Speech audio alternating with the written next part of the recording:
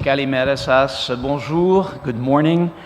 I am pleased to moderate this panel entitled The Third Sector's Role in Developing Strategies to Pave the Way Towards a Social Welfare Society. I might add that as Ambassador of Canada, I'm very proud of the collaboration existing between the Stavros Niarchos Foundation and Canada, especially in the field of education. This theme is especially relevant to me as a career diplomat because modern diplomacy has had to find new ways of engagement and exerting influence, especially in a world of diminishing resources by governments. Diplomacy is no longer the exclusive domain of diplomats. There are new actors, NGOs, think tanks, social media, and all of these actors have transformed the way modern diplomacy is conducted. As such, in diplomacy, we've had to look at new strategies, particularly partnerships, to influence and affect change. So on that note, it's my pleasure to have with us a panel representing organizations which are implementing strategies at the grassroots in support of the social welfare state, and organizations actually funding and supporting the third sector. Although you have abstracts before you, I'm now going to ask each panelist to briefly introduce their organizations before we start a discussion followed by your questions. I'm pleased to introduce Mr. Gary Bagley of New York Cares. Mr. Bagley? Good morning, everyone. I would like to thank the Foundation for generously supporting both New York Cares and our efforts in New York City by volunteering with us, which is how we work towards societal change. I also would, after that, just quickly discuss the motivation of volunteers, as that is our area of expertise. I would like to show you just a couple pages from our website so that you can understand the organization. It is our goal to make volunteering as easy as possible for all citizens. So, New York Cares, let me see if I've got this here. Bring up the PowerPoint. There we go. A little bit about New York Cares. New York Cares serves 1,300 nonprofits, public schools, and city agencies in New York City. Last year, we filled 151,000 volunteer positions in the 5 boroughs. So the question is, how do we do that? And that is our model. We provide custom-designed projects for the nonprofits. They are managed by New York Cares staff members.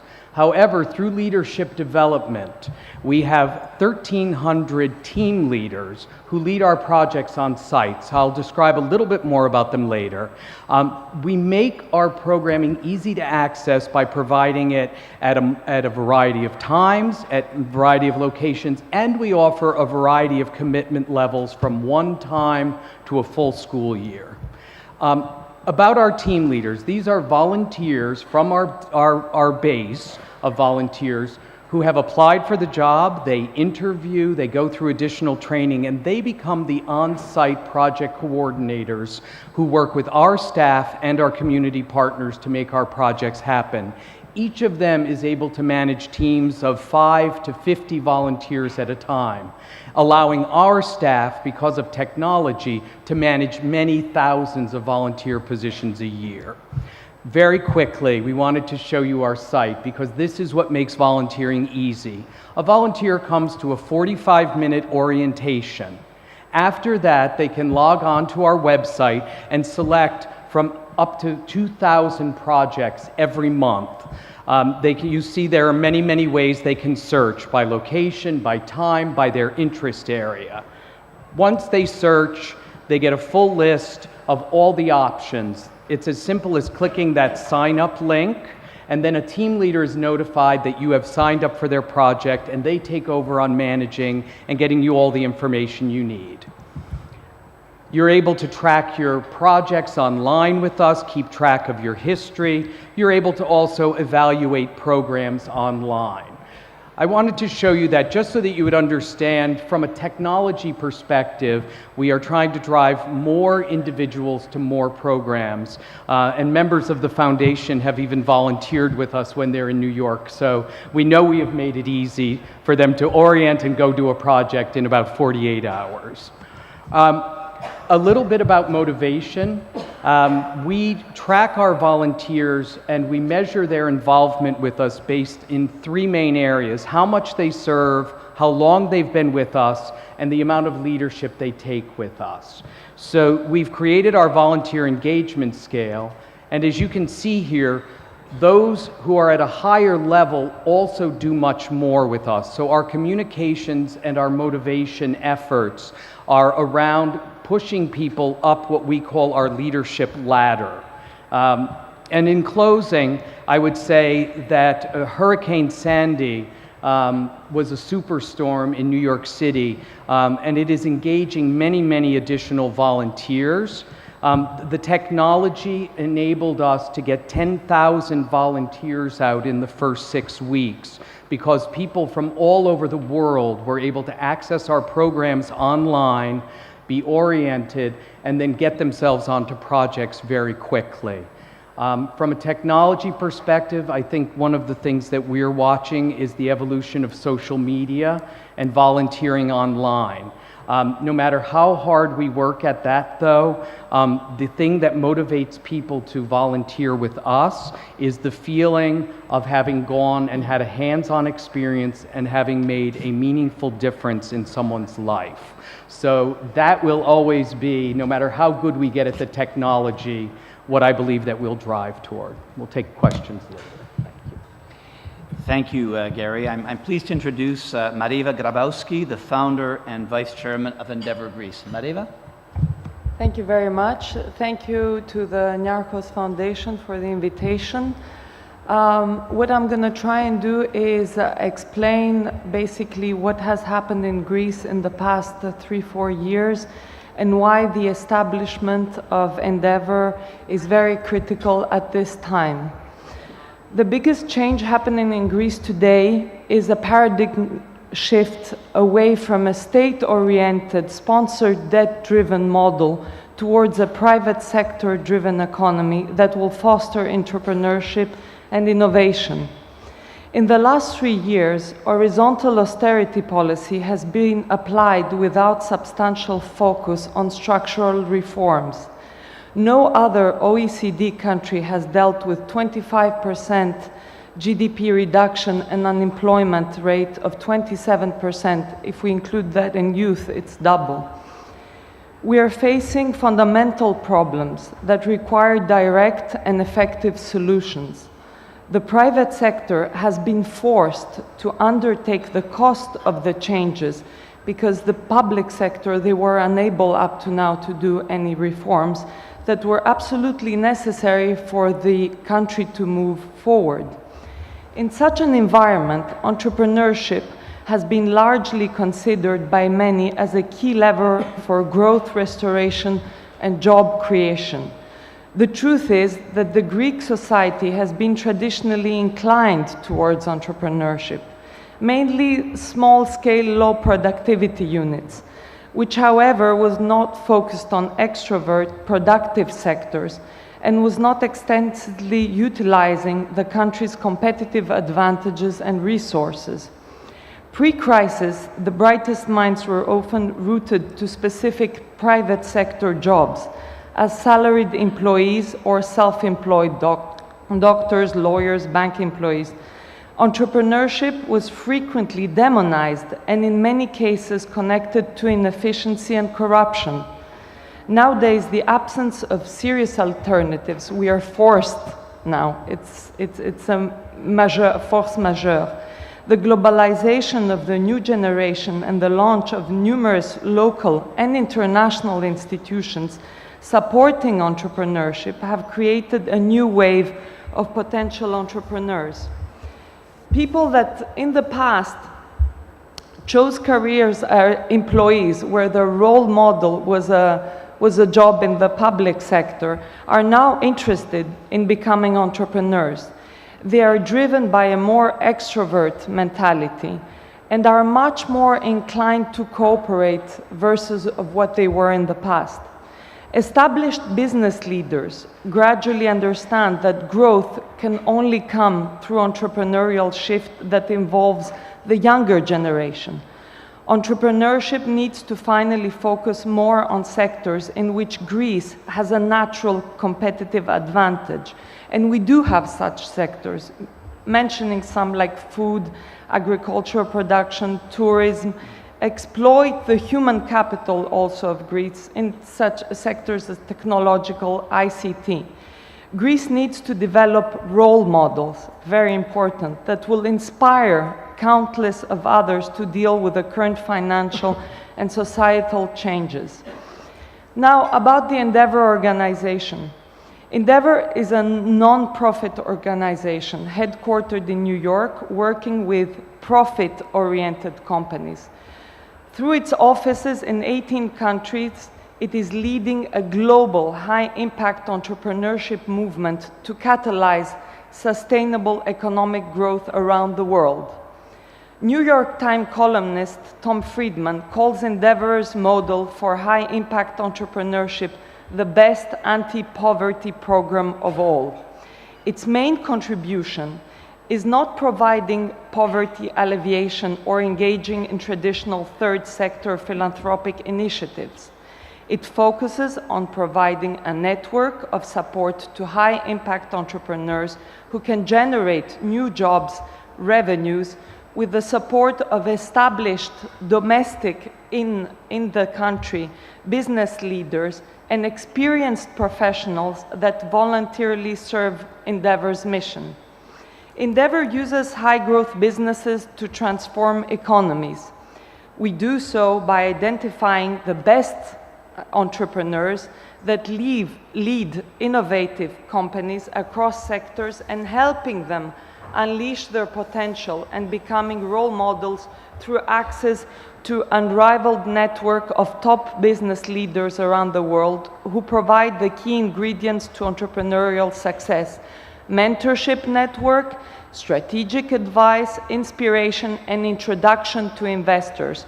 We don't provide funding, but we do provide the introduction to the funding. Endeavor's first European operation started in Greece in September 2012, supported by a board of prominent business leaders from various sectors and surrounded by a strong mentors network of approximately 40 people. Our mission is to find the top local entrepreneurs that will establish a new era of hope, optimism, and sustainable economic growth. Since 1997, Endeavor has screened and provided feedback to 30,000 candidates and selected 800 Endeavor entrepreneurs from 500 companies throughout Latin America, South Africa, Turkey, Egypt, and Jordan. Supported and mentored by a network of 2,500 local and global business leaders, these entrepreneurs have created over 200,000 high-value jobs and in 2011 generated 5 billion in revenues. Among other metrics, companies in the Endeavor portfolio average a 70% growth rate within the first 2 years of their selection. Currently, Endeavor entrepreneurs donate annually back to the organization, which eventually aims to be self-sustained. In Greece, we have already screened more than 150 companies and selected 8 Endeavor entrepreneurs from 5 companies. Endeavor has significant experience in working countries in transition, and I won't go through the countries that we did pick in order to see some parallels, but we did look a lot in Argentina and saw how it worked in Argentina and what happened during the crisis there in 1999. And we applied the Argentinian model to the Greek model. Endeavor aspires to become a catalyst for a new generation of Greek entrepreneurs who view the crisis not as a threat, but as an opportunity to contribute to a country undergoing the deepest transition in generations. Endeavor doesn't create entrepreneurship from scratch. It helps the entrepreneurial effort that already exists. We just catalyze the conditions under which it can thrive.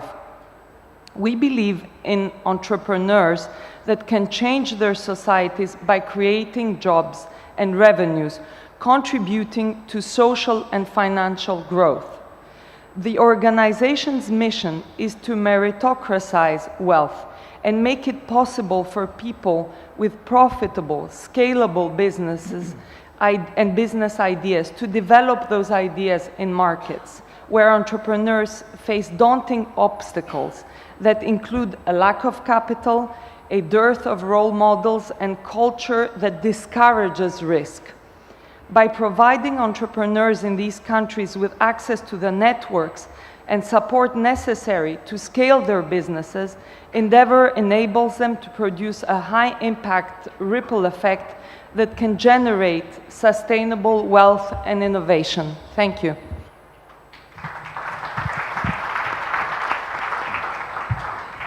Thank you, Mareva. It's my pleasure to introduce Hang Ho, who's the Vice President, Philanthropy and Sponsorship at JPMorgan Chase Foundation. Hang? Thanks, Robert. Good morning, everybody, and it's a pleasure to be here. I guess I represent a slightly different perspective to my fellow panelists in that JPMorgan Chase Foundation is a funding, grant-making organization as part of the JPMorgan Chase Bank.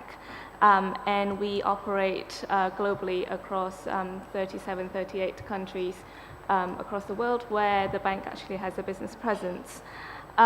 Our approach to philanthropy actually combines our reach, expertise, and financial resources to support local communities, to help them navigate through the current landscape with a lot of complex and challenging economic and social issues. And what I mean by that is I guess we are in a privileged position of being a corporate foundation where we can leverage a lot of the internal and external resources, and we, thank you, and where appropriate, we work with our partners across the non-profit or the public sectors to see whether or not support can come in the form of grants or finance, or connecting to new funders, connecting them to our internal resources, impact investing, engaging in social policy discussions, using our brand and our networks, but also, most importantly, and I think perhaps Gary can relate to this, connecting our partners to our huge resources of employees. We have something like 200,000 people across the world.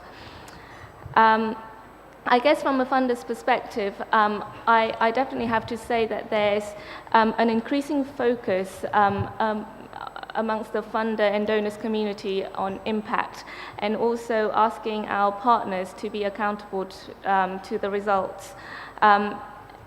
Certainly from our perspective, we have moved a long way to now having a very sophisticated approach to sourcing deal flows and engaging with our partners.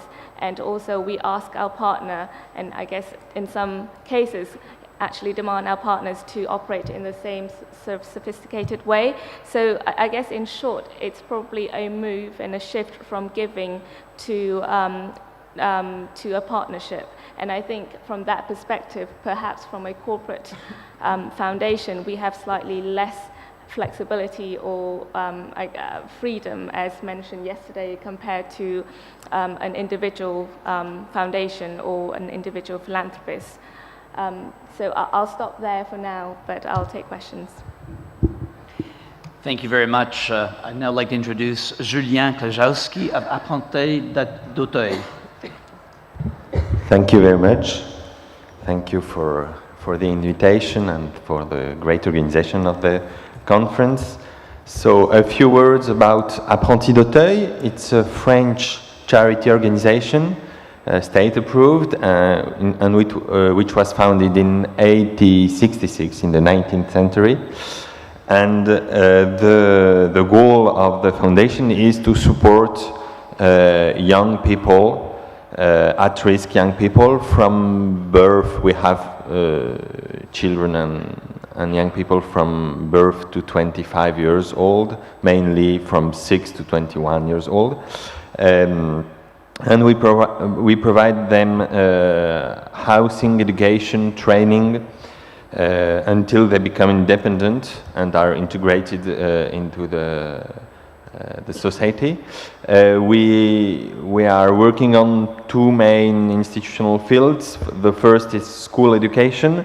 We have primary, secondary schools, vocational training schools, often with boarding and housing.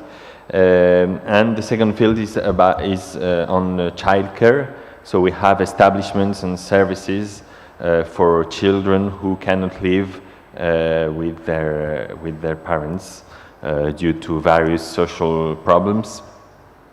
And for these activities, we are funded by the state and by the public funding. We have also other activities on early childhood for young people about social integration also. We have we support 14,000 children and young people each year through about 200, more than 200 establishments in France and overseas departments. So we have about 50% of public funds and 50% coming from donors. And our goal is to support children in an all-round way. That means that we cannot focus only on one dimension of children, but we try to solve problems linked to school, to behavior, to educational, and we are working also to support their parents in their educational role, because we think that is also a very important point to deal with these children and with these difficulties. So we are focused on prevention towards children and towards their parents. Merci, Julien. Our last panelist, Andrés Nader, the program manager of Freudenberg Stiftung. Andrés?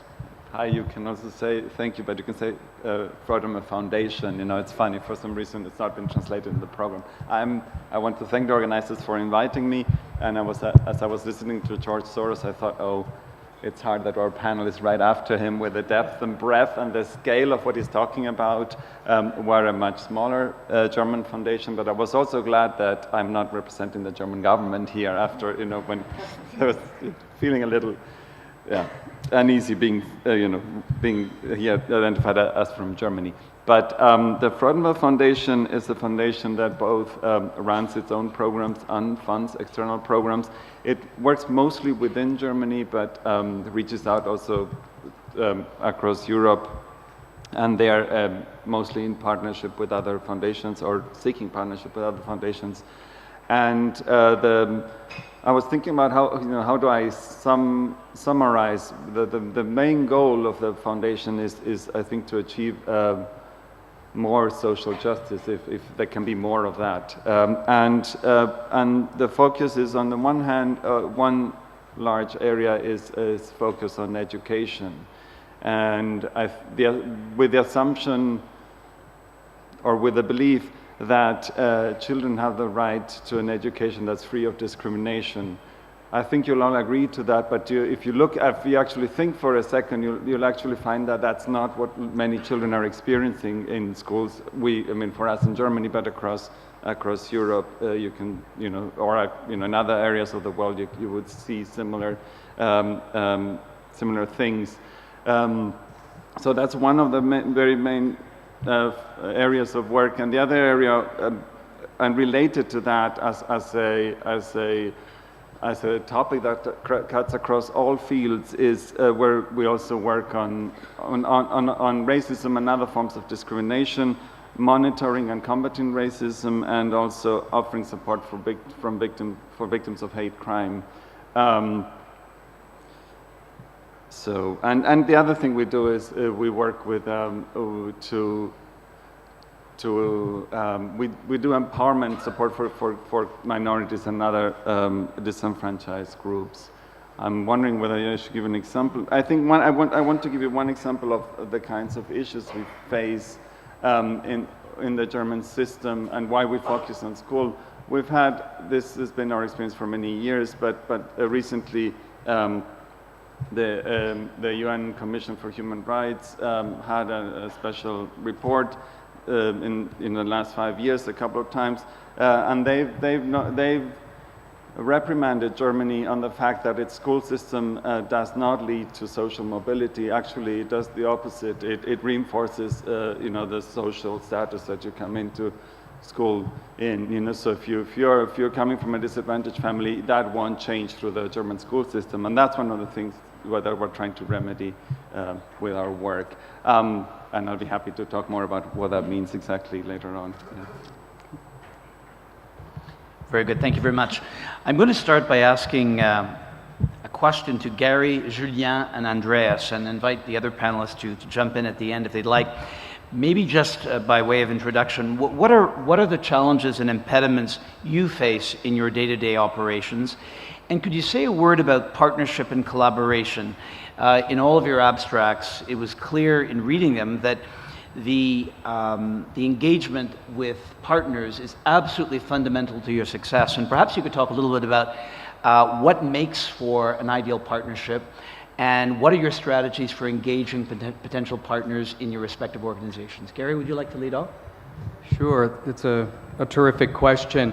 I think when we think about the challenges of our work, I will echo what was said something yesterday about philanthropy, which is that although 151,000 volunteer positions being filled in New York City is a number we're very proud of, it's very small in comparison to the number of volunteer service hours that the city could use. So we always struggle to grow and grow sustainably. And I think that partnerships are key to that. One of the reasons we've been able to establish programming as we do is that we are developing leaders, citizens, our team leaders. We are also working with community partners. And we were founded because it was hard for those two groups to get together. If you wanted to volunteer, it was hard to find an experience or a meaningful one. If you were with a nonprofit or a school, it was very hard to think of what a volunteer might be able to do for you. So New York Cares in many ways brokers that relationship, and that is a very challenging one as you're trying to make sure to balance the expectations of both parties. I believe that the key to that collaboration from our perspective is providing the management and that expertise that our staff can provide that neither of the other parties either may bring to the table or have the time to bring to the table. So it's again offering ease and flexibility to enter in what is often a very difficult relationship to create, therefore making it possible for the relationship to occur and more of them. I would say the second big challenge, and I think, again, I think of human beings in this way, similar to funding in many regards, is that just like employees, volunteers turn over, they don't come back, and for whatever reason, and that leaves recruitment as a constant effort. So by strategically putting our greatest effort on retention and encouraging people to do more, we've been able to do much more by really targeting our energies there. So I would say that's one of the difficulties of the day-to-day work, but a big benefit. Thank you very much, Julien. So I apologize for my English. I hope it will be clear for everyone. So about the challenges we face and we have, one of our main subjects is to adapt our services to the need of each child supported, and to adapt even better than today. So it's very very important in a context in which we have to find the balance between an individual support and collective support. Of course, we think that the collective support has also very high collective advantages for the education purpose. And concerning the partnerships, sorry. We are it's of course very important for us to have partners, and we have many partners, but in particular private sector actors, and in particular in our field of vocational training for young people. We can imagine why the goal is to train young people in order them to get a job, to be integrated in the labor market, and the firms which are involved in our actions give also plays a very important role, since they put excellence and high level professional demand on our young people. An example, we started last year a program with the firm L'Oréal, a famous cosmetic firm, for a training for young girls in hairdress, and these trainings started last year, and it's very interesting to see that the presence of the firm and the presence of the firm can help our organization to show to the girls that it is difficult, it is very demanding, and L'Oréal has this discourse towards these girls, and it plays an educational role, especially for young people who faced many difficulties and who have many other difficulties and not only in school. So it's very interesting to see how the presence and the support of a firm, which is very well known, can play a role in the educational field. Merci beaucoup, Andrés. Yes, I'm going to stay in the field of school and education in terms of the examples, and I think when you ask what are the challenges that we see are the scale of the issue, the bigger, even more difficult than that, perhaps the lack of awareness. Am I on the microphone? Yes, okay, I can't hear myself. The lack of awareness, as I was saying, if we're talking about racist discrimination in school, the German government will say our laws don't allow that, so it doesn't happen. But that's not that's not the experience of children at school. So that's, you know, we have a disconnect between what even school officials will say and what education officials will say and what children experience. And that's one issue, you know, the lack of awareness and what do you do to raise awareness about a problem. And the other issue is the long time it takes for you to see change. So we've started moved on to creating programs that envision at least a 10-year span of, for the program to run as a start, and then hope that it continues. So what we've done is decide to go very local, and we created, for example, a program called 1 square kilometer of education. I'm translating from 1 square kilometer of education, where we create a network of within that one area of a city, with high poverty rates. We work in that area with any stakeholders in education, including the parents, right?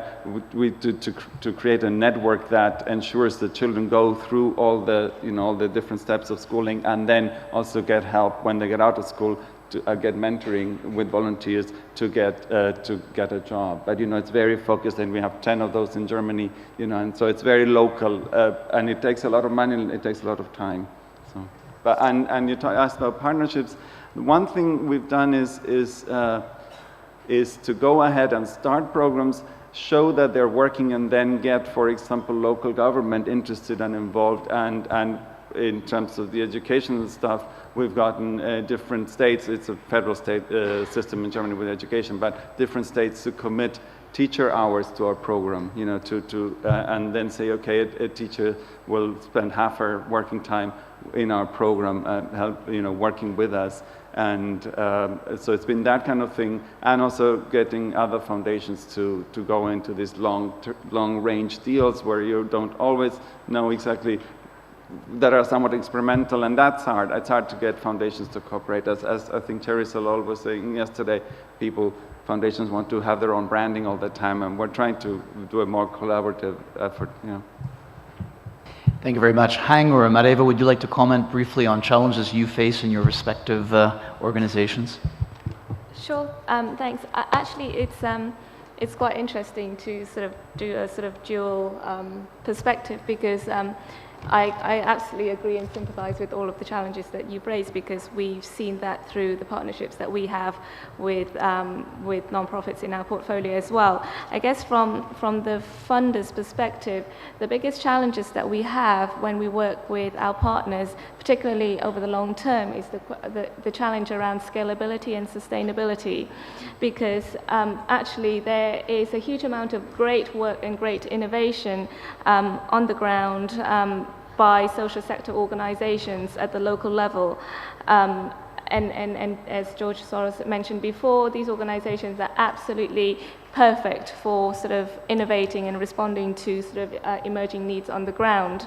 I can think of, a program that we're working in London that uses technology and networks to move people into work and create a lot more resiliency and sense of progression compared to traditional state programs with, in a much more cost-effective ways. Or in Germany, working with youth from migrant or at-risk backgrounds, and have much better labour market integration rate through very creative activities.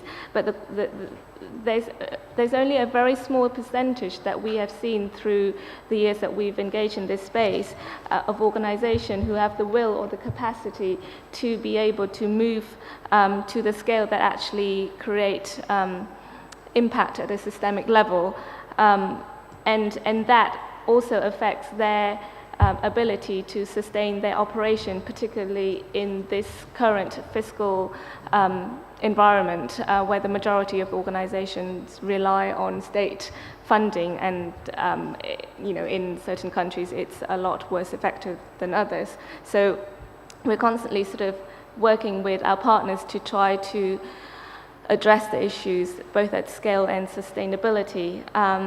And I completely appreciate that in order to do that, funders and donors need to be able to take a long view at these issues, and need to be prepared to engage in these partnerships over sort of 3 to 5 to even 10 years in some cases when you talk about social mobility. But from a funder's perspective, I think that there's definitely the will or the interest to do that, but it's not always practical because of the sheer amount of needs and organizations out there that constantly call for support. So I guess our challenge is to sort of make sure that we balance the need of diversity, reaching out, but also committing to a partnership that gets to the issue of sort of sustainability. And the other sort of, the other challenge that we face as a funder, and I'm sure others can sympathize, is sometimes one can get pretty overwhelmed with the sheer number of organizations out there addressing any particular issues, whether or not it's employability or sort of, providing business support to businesses. And sometimes it's actually quite difficult, and if not impossible, if it's in a sort of new country for a funder to be able to distinguish or differentiate between one organization or another because of the lack of, I guess, quality benchmark or some standardized methodologies that says this organization is more effective in X and another organization is more effective in Y, different population recognized in all of that. So I think, some sort of help around that infrastructure to just help donors and funders to make informed decisions depending on what they want to achieve around impact in the population that they want to support would be really helpful. Thank you very much. Mareva, would you like to add to what's been said? Well, I'll add from a different perspective. The impediments, I would really say, in establishing Endeavor in Greece were a pleasant surprise because there were very few, meaning that the business leaders embraced the launching of Endeavor in Greece, something that I was so pleasantly surprised, because the notion of giving back in Greece in business leaders was non-existent. And a lot of people told me that I'm crazy to start such a thing, being after so many years in finance and hedge funds. What are you doing? Are you crazy? Well, crazy is a compliment, actually, and you have to think big. So I was extremely pleasantly surprised from these business leaders that were willing not only to give the funds, because the funds, it's easy. You write a check and it's very easy for them. But it's the pro bono hours that they've invested in this organization that has really surprised me. So in terms of impediments and challenges, I would say that, the one thing that I faced that was the biggest challenge is convincing Endeavor Global to come to Greece. They had not started an affiliate in Europe. It's the first country. They were skeptical. They were wondering if there are really any entrepreneurs in Greece or if it's mainly large conglomerates that are working. So I would say that was the biggest challenge. And facing the future, one of the challenges that we have is identifying the right entrepreneurs that can really prove that there is innovation and entrepreneurship in Greece. Thank you for that. In a way, you've preempted my next question, but I'll pose it and perhaps in a different way. You just highlighted that you were pleasantly surprised at the level of response from the private sector, but I wonder if I could ask the question to all panelists generally and respond in the way you see fit. What are the best strategies that you have used to actually engage partners? What is the key to making your pitch and eliciting support from other actors, foundations, private sector institutions? We've seen in the Greek context that the private sector has shown an interest and a level of engagement that surprised Mareva. But I'm curious about others and what you have found most helpful and successful in actually making a case for support from third parties. Maybe we can start at Andrés this time and work our way back. Andrés? I was hoping you wouldn't do that because I was just trying to think about the question because I was thinking, well, if I knew the answer, I think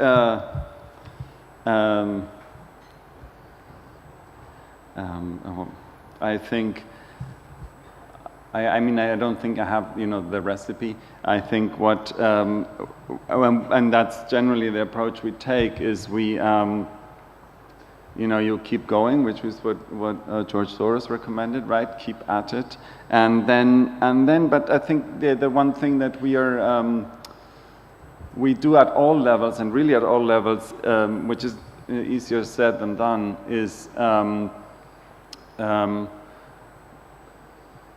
create a partnership on a basis of equal partners, bring everyone in with their stakes and with their interests, and really engage in a conversation that's about keeping the impact of what you're trying to do in mind on the actual people that should be affected by it. So not on what's it going to do for your foundation, but what is it going to do for the children of that district, and then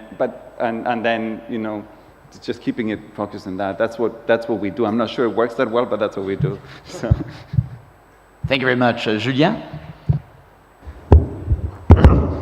Sorry. I think that the most important thing, even if it's quite general, but is to give sense to our partners, and to show that their support is sense-making for our young people. So it's a very important thing, and we have some operations. I can give one example. We have some people who are we call them ambassadors. These people have high professional positions, and they commit to help for fundraising, the witness, and etc.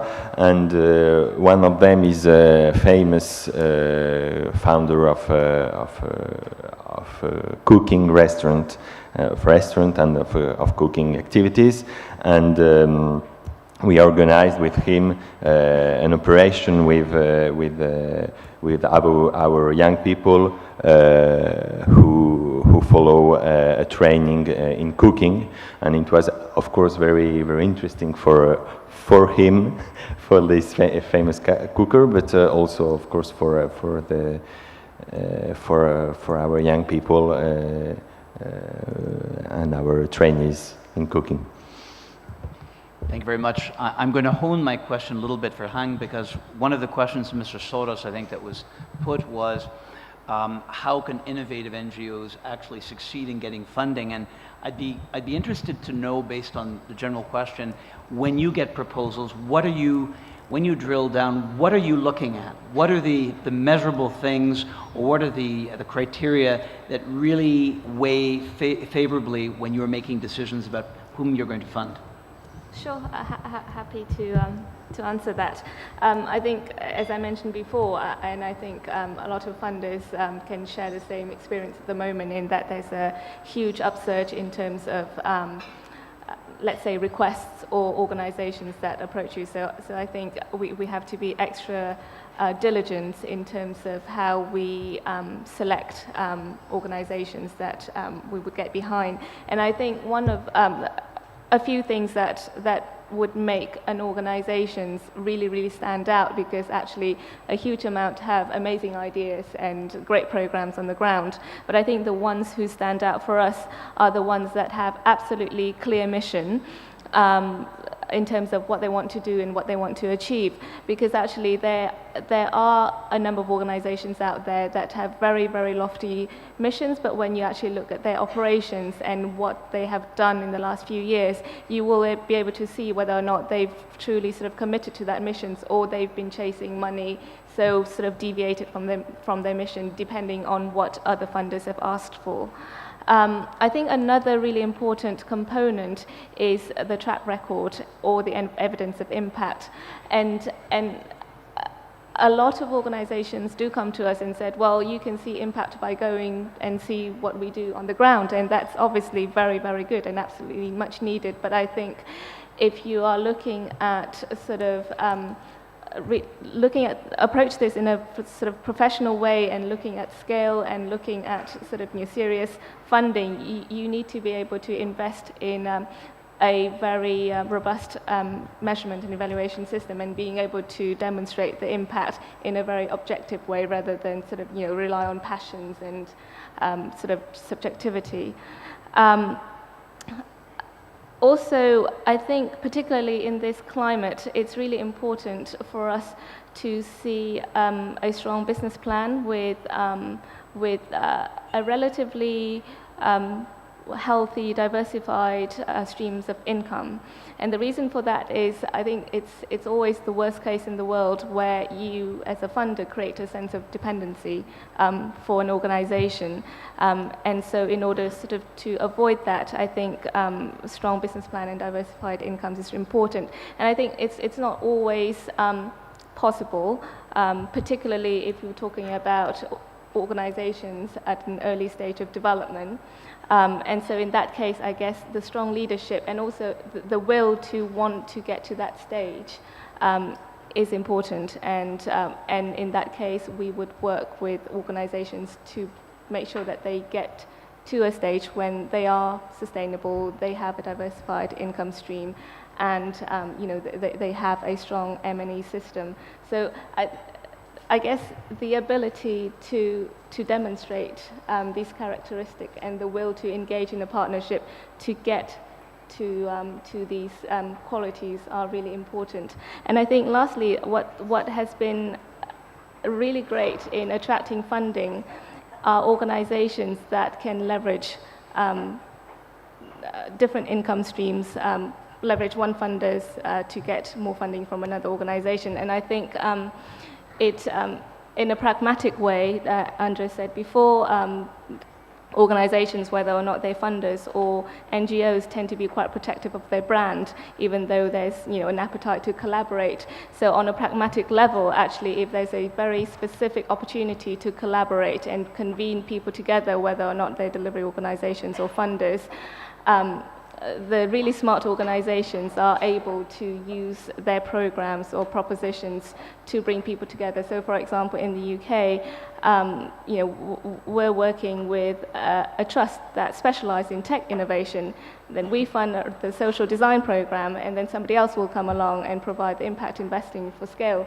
But so it's on a very pragmatic level, that's the sort of perfect collaboration, and it will enable the organization to get quite a lot of funding by leveraging. Thank you very much. Mareva? Well, I'll go from the other perspective because we have, we're on the other side.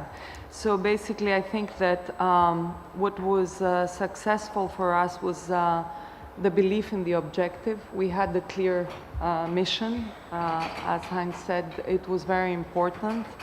The point of a great brand name that has worked in other countries was plus for the board members and the funding that we received. The track record in the other countries. I think I would say that the most important part of the success has been the engagement of the time spent from these board members and the 40 people in the network, the mentors as well as the board members, because again, it's people who are very busy and who dedicate a lot of their time. So, thank you very much, Gary. I think what I would add to what's already been said is that is for us to remember that your different types of funders have different motivations for funding you. So we certainly take the time to think how individuals, how foundations, and how corporations each engage with our mission and make sure to communicate to them in a way that is most compelling, if you will, from their perspective. I would think for corporations, and this is certainly specific to New York Cares, but we've developed a sponsorship program where one of the benefits of sponsorship is that we also plan customized volunteer experiences for the employees of the corporation. And many, many corporations are able to sponsor us because they also want to engage their employees in the community. So last year, when I mentioned 151,000 volunteer positions being filled, 12,000 of those were corporate volunteers. That additional benefit to knowing they're helping us meet our mission, but that there's also a way to engage staff members of the corporation in the good work that we're trying to do, I believe is an added benefit. And certainly one thing we see in the United States is that for most funders, there is the joy, if you will, of knowing they're helping you meet your mission, but then there's also trying to understand what other benefits, what other ways there might be to engage with you. And I would say that our corporate is probably the best example of that. Very good. Well, thank you everyone. We have about 25 minutes left for questions from the floor. I believe there are folks circulating with microphones, so I would welcome any questions or comments on what has been said this morning. Do we have a first question?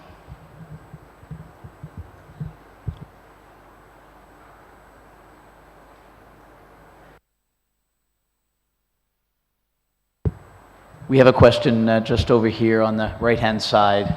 You'd just like to raise your hand so that they can come to you with a microphone. That would be great.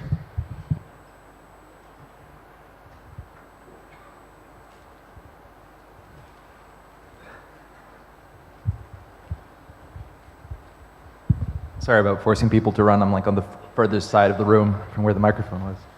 Thank you, panelists, for your talks, and something that was touched upon. The variety of organizations and NGOs that exist can be really daunting, to foundations in particular, and choosing who to subsidize and help or support or engage with can be efficient if foundations are vigilant. But getting those benchmarks set up as to who's good and who isn't, getting them to strive for excellence in a more coherent pattern hasn't really been done very effectively. Watchdog organizations don't really publicize who does what really well. Do you have a model or a way to tease out the organizations that are just floaters and passive, or passive parasites at best or worst, from the ones that are doing really high caliber, effective, proper work? Hein, maybe you'd be the best place to start, huh? Well, that's why I raise it as a challenge. I don't think we've quite got there yet. But I think, there's no coherent framework. You're right, and that's why I think at the moment we try our best in a very specific, sort of each specific location, to build a network. In some countries, such as the UK and to some extent the US as well, and Germany, there's the infrastructure. So for example, in the UK, there's the UK Charity Commission, whereby it's absolutely by law that you have to publish all of the sort of financial activities, all of the outputs, and to some extent submission of impact reports to demonstrate outcomes. And in France, if you're engaged in, say, business development service activities, then it's not mandatory, but you have to, or you can disclose and be transparent about your efficiency, cost per employment, opportunity generated, et cetera, et cetera. So from our perspective, I guess we look for those organizations who go above and beyond what is mandatory to engage in sort of voluntary but very good benchmarking activities, because at that point then I guess you can differentiate between those who are willing to be transparent about their costs and their outcomes versus those who are not. And I completely recognize that these activities are pretty cumbersome in terms of sort of bureaucracies, in form filling, and small organizations might not have the capacity to engage in that because of sort of lack of resources. But I think it certainly does help in the interim for us to navigate through the network. But I certainly think that there's a gap there, and whatever that can be done to help provide more transparency would be really, really helpful for funders.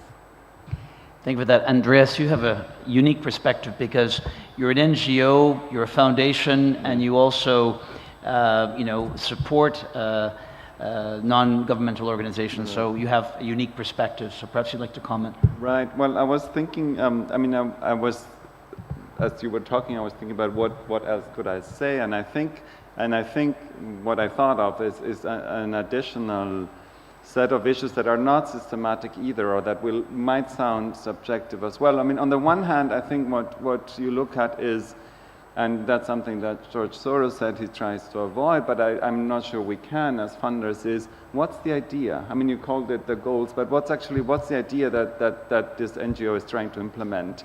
And what language is it using to explain?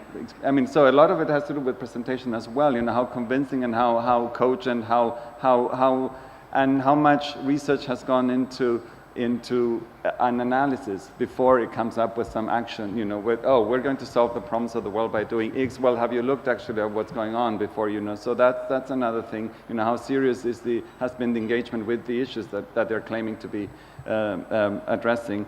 And the other thing that will play a role, you mentioned it briefly at the beginning, leadership. And I think, what kinds of people do you see leading the organization? And that, I think, will be partly subjective. I'm sorry to say, is this inspiring in some way? And is it... my first thing will be, do I believe it? And then will other people believe it, beyond the numbers that they might provide? Both have to be right. And there's one more thing in terms of the ideas, is because as a smaller foundation, we also think, okay, we need to create to support exemplary projects, and do they have a chance of them being reproduced elsewhere, but with other, by other funders, So I'm still in the ideas and persons field, which is on top of what Hans said, not to replace that, but I think that plays a role as well. Yeah. We have a question over here, and then we have one there. Please keep your hand raised. There you go. Okay. Hi, thank you. As a fellow Canadian here, Robert, I want to thank you for the panel. It's a great moderating. And I also want to echo the comments and thanks to the Niarchos Foundation for the support they've had in Canada. It's incredible, so we're very grateful for that. I just wanted to pick up on the volunteer piece, because it seems to me that in Canada we have 165,000 registered charities. 54% of those charities are actually led by volunteers. And when you actually tabulate the volunteer hours and convert those into dollars, it actually tips our GDP, the percentage of the philanthropic sector as it relates to our GDP, significantly. So I guess my point to you, Gary, was when you showed that screenshot of the technology that you've developed around the around how you can really just collate and get a person on stream right away. I'm wondering, is that proprietary? Did you create that, in-house? And because I can just imagine there's so many institutions that could use something like that. So thank you. I'm absolutely willing to consider it as a new funding stream, if you'd like to. That is proprietary in the sense that New York Cares created it for our own work. We are part, though, of a national organization in the United States called Points of Light. And Points of Light developed a similar functionality, and it uses Salesforce, as do we, by the way. So we're able to work remotely. For instance, during Hurricane Sandy, our own offices were out. We were in downtown Manhattan and couldn't get in the building for a week, and we still were able to mobilize about 5,000 people in the first week, thanks to that technology. Points of Light does actually provide what's called hands-on connect, And it's many of the volunteer centers in the United States do use it. I would add one thing that I didn't really get to touch upon, but in terms of communicating our impact, one of the advantages of, in this case, the Salesforce platform is we're able to customize the data. We're able to track about as much data as you choose on the way in, from where people live versus where they volunteer, how much they do, their age range, different demographics, and really are able to watch trends that then help us be more thoughtful, both in approaching funding, but then also in making our next strategic choice about where to direct our services. So not only did it make it easier for volunteers to engage with us, but I think it's helped make us more effective in doing more and directing the services where they're most needed. I can connect you with points of light, by the way. I think we need a new iPhone app called Philanthropy Matters. I think we had a model yesterday. Maybe there's another one in the offing. Other questions? There you go. Thank you, panelists. This is a question I kind of know what the short answer is, but I want to know a little bit more about what your thinking is behind this.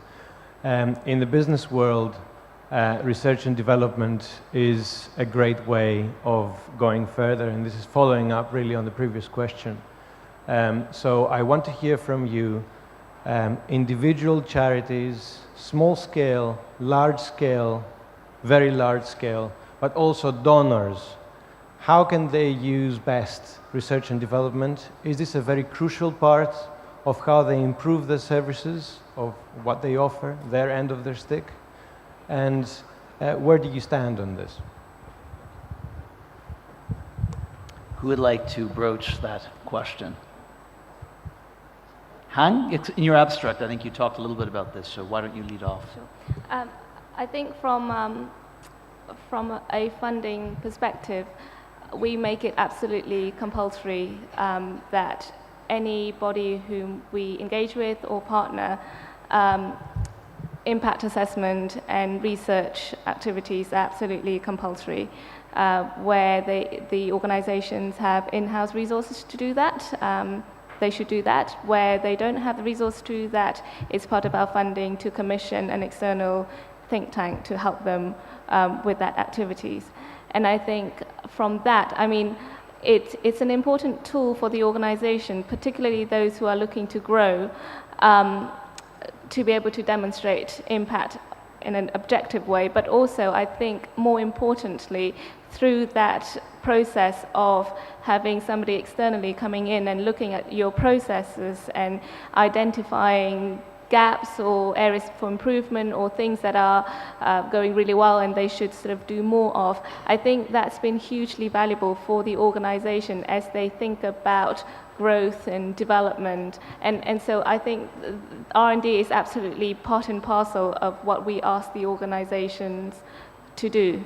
And I think it's been hugely valuable. But I know that not all funders do that because actually there's a huge amount of people who just want to see money going into delivery, and that's absolutely great.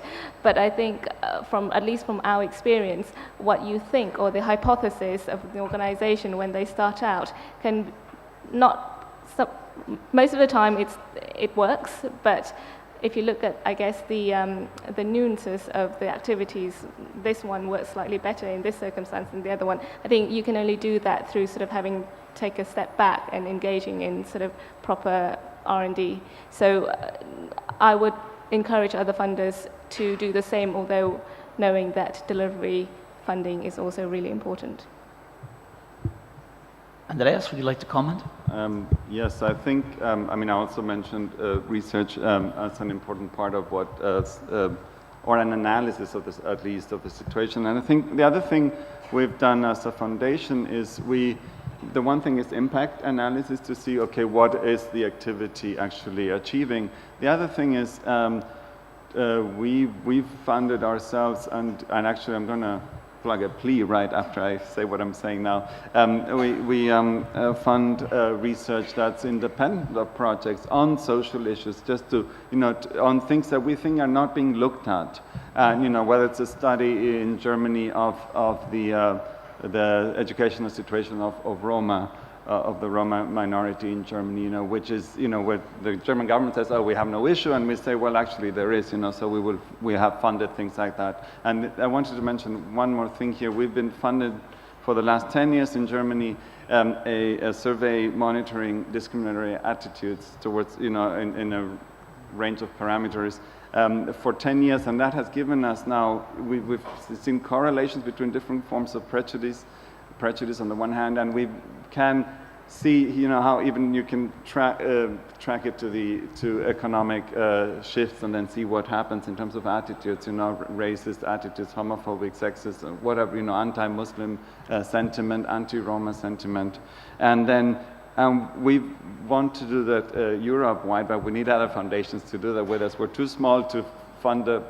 project across Europe. So if other foundations are interested in doing that with us, get in touch with me. We're actually looking to start something like that. And I want to say some of the thinking behind this is that we're noticing in what we're calling the current situation, we've seen in different countries a turn to a nationalist and racist rhetoric that says, okay, redistribution, yes, but in a different way, only for those of us who are the proper Greeks and not for the others. This is something the mayor mentioned in passing, and not as an issue. George Soros mentioned it today as well. But that's the kind of thing that we're trying to also take a longer range look at, to see what are the attitudes that then produce such kind of responses. And then, Thank you very much. Hello, my name is Gabriel Müller from Light for the World. I'm working with different NGOs since 15 years, and at the moment I'm a little bit confused because about definition. We have charity, we have philanthropy, we have social impact investing, and sometimes it's competing, depends on where and how. The church is closer to charity, probably. Philanthropy is more to reach wealthy people, and the modern impact investing, it's from the financial sector. And there is the field of philanthropic advice as a business model in Switzerland. There are hundreds of them. For me, it's complementary. And for our NGO, the donors, the 200,000 donors, they like to hear charity stories. But on the other hand, we have the impact evaluation of PricewaterhouseCoopers that investing in prevention of blindness is has very high impact. So is it competition? Is it complementary? Is there something common or completely different? I would be glad to hear from your side. Who would like to tackle that question? I'm not sure you're actually asking a question. I mean, I think you have the answer. I mean, that's what when I hear you say, yes, you have this variety. Maybe I should say, maybe I've not understood the question. If someone else has understood, but I mean, yes, there's a variety of languages and there's a variety of practices. I think it's interesting. George Soros told us this morning. There's no perfect system, so So I think we have to deal with a variety of approaches we have. But maybe I've missed your point. I think it's, if I understood well, I think it's complementary, and I think that you see a lot of institutions, financial institutions, you see a lot of accounting firms, consulting firms that are engaging, that don't see it as a competition, but as a complementary part. We have been doing a lot of work with Bain, who is doing this work for free. It's the Give Back program. We're doing work with Ernst & Young in all the countries. So I think that I would definitely define it as complementary to it. Perhaps the last question or two before that long-awaited coffee break. This question there. Hello. I would like to ask if you have any idea about how could a strategy be developed in order to be able to match the innovation that you have in like grassroots programs, you know, in like small teams and initiatives and like spontaneous movements, and the professionalism and the scaling that big corporations and like impact investing and like big philanthropical like institutions can bring. So that because in the big projects you may lose the picture of the ground, you know, what's going on the ground, but in smaller projects you don't have the professionalism to scale up and actually have an impact that's larger and can be actually meaningful for in a long term. Thank you. Han, would you like to tackle that one? That's a great question, and I think the tension between scale and impact is something that every single organization struggles with. I mean, we are currently working with a fabulous organization in London. I mentioned before that uses technology and networks to support people to get into work and progress. And they are achieving incredible results on the ground in sort of 2 specific London boroughs. But the results that they generate amongst 500 people is excellent, but they can't really go and compete or ask for or compete with state funding if they can't demonstrate that they can generate the same results at, say, 1,000 or 2,000, because that's what prime contractors who get commissions from the government, that's the scale that they deal with. But they have to do that if they want to be sustainable, if they want their program to be sort of systemic, because they genuinely believe, and we also believe, that that's a much more effective and cost-effective way of supporting people into work. So you won't be able to get the answers overnight. It's going to, and we're engaging in an 18-month project to see how, through an iterative process, gradually scaling up and tweaking the services and tweaking the technology to see how you can cope at scale, but not compromising the quality and the TLC and the sort of personalized approach that in the first place generate a very, very good result at moving people into work. So I think it definitely needs investment, but also they need to be really, really open in terms of tweaking and changing the model so that it works at sort of, you know, at a 1,000, 2,000 scale versus 100 to 500. And I think technology really, really helps in that perspective to get to scale. But it's not the means to an end. It's a great help in terms of the enabler. But at the end of the day, it has to facilitate the face-to-face and the localism interaction to preserve that sort of innovation and local interaction. Please. I would just add one thing.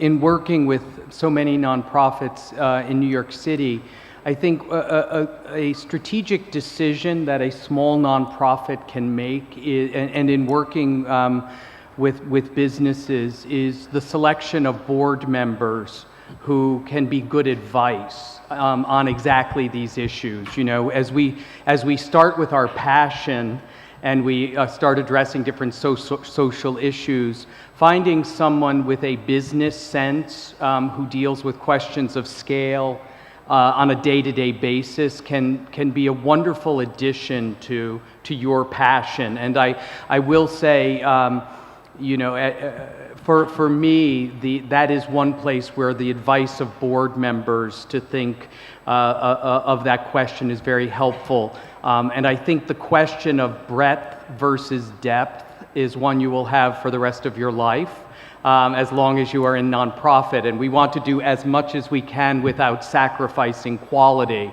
And that must be part of the discussion with your funders as well, because they want you to do as much as you can, but not sacrifice quality. So I would just say, don't stop having the conversation. Perhaps we have final question? It's coming, the microphone's coming. This is very dynamic. Oh, I'm sorry. Sorry. I represent the Federation of American Women's Clubs Overseas, and we are the American Women's Organization in Greece.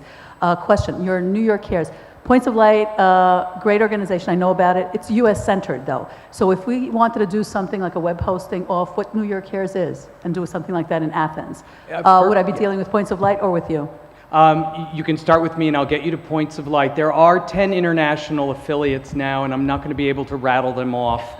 But they're definitely Milan. There is a CARES affiliate there called Hands on Milan. There's one in the Netherlands for certain. There's one forming in London, and then there are several in Asian countries and one in Africa. So the model is expanding, and certainly as I was thinking about this panel, the approach to volunteerism in the United States is so unique to the United States that I think an international a fellowship or partnership of affiliates really looking at how to engage citizenry, especially if volunteerism isn't a core value or needs to be more developed, is great. But start with me and I'll hook you up with points of light. They do have an international affiliate network now. Before bringing this panel to a close, perhaps I could exercise moderator's privilege and just ask a question, but would ask for a brief reply. Perhaps you could, each of you, give one word of advice in terms of how do we engage, particularly in a country like Greece, young people to be more engaged in philanthropy. I think Mr. Stavros was asked a question about whether philanthropy should be a core class or taught in schools, but I wondered if you could put forward a best practice, perhaps, that you're aware of as to how to engage young people in giving back and becoming engaged in society and contributing. Would someone like to start, Mareva, perhaps? Yeah, sure. Why not? I think the part of the role model is very, very important, and it's something that was lacking here. I think role model in terms of models themselves and institutions and organizations themselves that act. I think that in Greece, you've seen a shift because you see institutions, even like organizations like the Niarchos Foundation also, that are doing more, and that attracts, so it's like a domino effect, and it gets others involved. So that, I think, and also the point about education that Mr. Stavros mentioned, I think it's very important to have a class in high school on philanthropy. Because it's something that did not exist, and the notion of volunteerism did not exist in Greece. And we see that change. We see that with the change in the country and the mentality, we see also that changing. Gary? I would say, from my own experience, that if as much as possible to make access easy, to make experiences as flexible as possible, but then the commitment on the other end is that they be as meaningful as possible. We do know that if the first experience is not a meaningful one, it's almost impossible to get that person to return.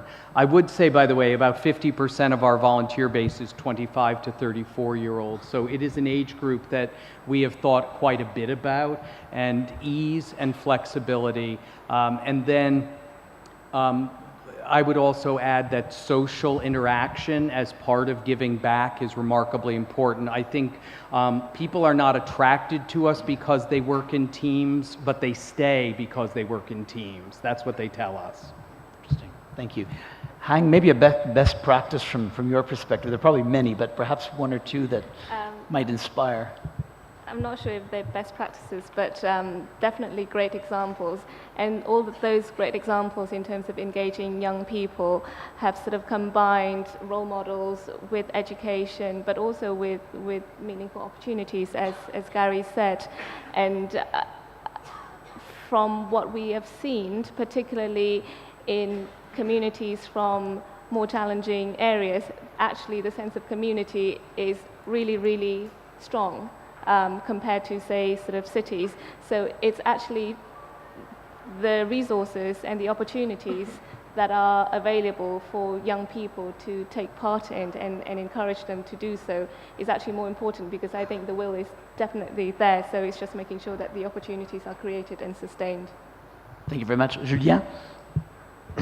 Yes, we in our schools we have some, not classes about philanthropy, but some projects for our young people who help, who are are sensitized to this question, and there are some projects where they commit or they engage for homeless people, for example. So we have. I think that the most important point is that is to show show these young people that their qualities, their talents they have can be useful for philanthropy, for the others, and I think that the confidence at the beginning is the key to allow to have yes, philanthropic engagement. Thank you. Andrés, a final word? Yeah. Well, to add to what was said, I think two things. I mean, I think it's been mentioned, but I mean, together I would definitely get away from the idea that it's about giving money, but also giving time. But the other thing that I would try to do as a message is to say it's about engagement with the community you live in, and for me, it's not just about altruism. It's not just about doing the good for other people, but also thinking, what kind of society do I want to live in, right? So it's in my self-interest to see, to help those around me. So I think that, I mean, I'm sorry, it's a message, but I think I'd work with that message to reach, and then the whole engagement in the community. You told me at lunch yesterday, Gary, people are actually, we've studied, people are happier when that volunteer and engage with that, so it'll make you happier too. So. Okay. And more.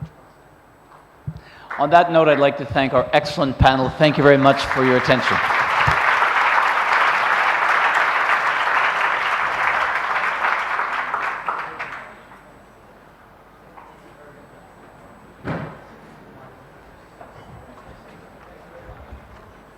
Before we break for a much-needed coffee, we will watch a very short video. It's no more than 4 minutes from yesterday's breakout session, so that you can have an idea of what was discussed during yesterday's 4 breakout sessions, linking the notions discussed with today's breakout sessions to follow.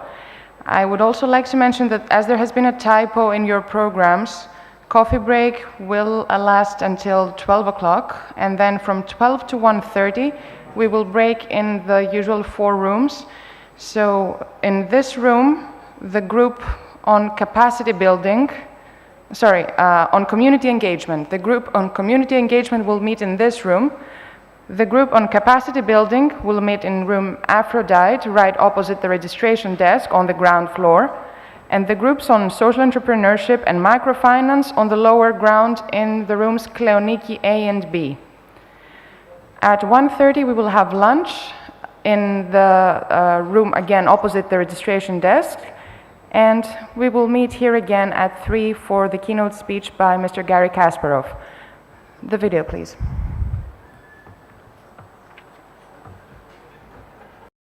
In today's session, we discussed philanthropy's role in promoting accessible healthcare for all and how the 3 sectors of the social welfare society model work together to achieve that. There are many challenges in accessing healthcare in both low-income and high-income countries, be it due to lack of resources, human and otherwise, as well as social, cultural, financial, geographic barriers. And challenges continue to grow, especially in crisis-stricken areas like Greece. But many inroads have been made with philanthropic funding, which can help key players work closely within a community to determine needs and develop creative and innovative solutions to meet those needs, and which can respond in flexible and fast-paced ways to growing urgent needs. Thank you. This is the breakout session of Accessible Education for All. Instead of moving towards the 2015 deadline to achieve universal primary education, we're moving away from that goal. Today, 57 million children remain out of primary education, while 250 million more are going to school but are not really learning. We're experiencing both a crisis of education, learning and skills, but at the same time, a crisis in funding on a worldwide level concerning education. Philanthropy can support the startup, the nurturing of innovative ideas, in order to make the educational system on a national and international level more effective through using a bottom-up rather than a top-down approach, constantly taking into account the values of transparency and accountability. collaborations between states, foundations, and NGOs are seen as extremely important. It is hard to measure if grants in this area are cost-effective, as they have a longer-term impact. It is not only a matter of how many people you educate, but how well you educate them in order to be able to progress as a society. Lastly, if education is a right, it should then be a right to all. The very foundation of democracy is measured by the inclusion of all in education. Thank you. The purpose of the session was to figure out possible approaches to address food insecurity, to provide housing solutions for the most vulnerable, and to create job opportunities. The discussion definitely illustrated the importance of collective action. All of the projects presented showed a very strong collaboration between NGOs, public sectors, foundations, as well as civil society. A presentation of the global situation of homelessness in Europe showed the dramatic increase in youth homelessness and the emergency to take action in order to avoid creating a new chronic homelessness. Emphasis was placed on the key role of housing as a condition to social integration for the most marginalized groups. The discussion also illustrated that in dire times, very accessible solutions can be developed, such as channeling food access for people in need, reallocated underused buildings to provide housing solutions. The return to agriculture was also illustrated as a possible option to fight youth and unemployment in Greece. But more generally, I think it's very important to illustrate the increase in international collaboration between NGOs, an example of best practices that made a proof in the US that are now making their ways throughout Europe very successfully. Thank you. We discussed the importance of the UN Convention on the Rights of Persons with Disabilities and how important it is to support innovative programs that are inclusive and accessible to all. We addressed education, arts, employment, and social welfare. As funders, it's important to identify programs that are islands of excellence and to support these innovative models that make sure to take input from service providers and people with disabilities. Even in the midst of the crisis, it's important to have programs that make sure to focus on self-reliance, independence, and self-determination. It's important that people with disabilities not only have rights, but are able to enjoy these rights and are accepted by both their local community and society at large.